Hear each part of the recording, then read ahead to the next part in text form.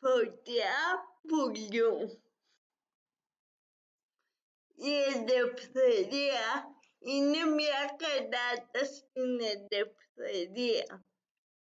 Αν πιστεύετε ή διατάσσετε να πιστεύετε πως είναι κάτι περισσότερο από ένα τραγούδι, είναι γιατί δεν είναι μόνο ένας ύμνος.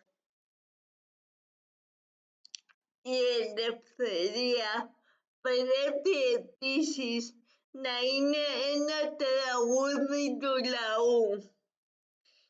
Η ελευθερία δεν είναι απλώς διαρκεί ως μια παπαρούνα κάτω από το δερεπάνι.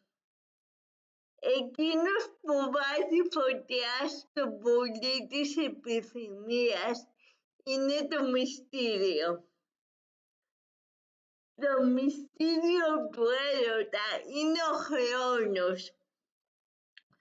Όπως το μυστήριο της ελευθερίας είναι ο χρόνος που διαρκεί το τραγούδι της. Γιατί ο έρωτας που γίνεται πράξη και η ελευθερία είναι ο ίδιος ύμνος.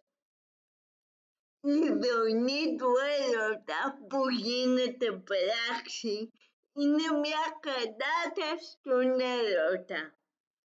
Δεν είναι ο έρωτας. Η ελευθερία είναι απλώς ένας ύμνος στην ελευθερία. Δεν είναι η ελευθερία. Βλέπω πως δεν το πιστεύεις. Ξέρεις γιατί? Θα ήθελες να είσαι ελεύθερος, αλλά να μη σου συμβαίνει τίποτα. Κι όμως, το τίποτα είναι πολύ λίγο. Όπως και τα όλα, είναι πάρα πολλά. Βαλάι Μπονέτ, μετάφραση Αλίκης Ανέση.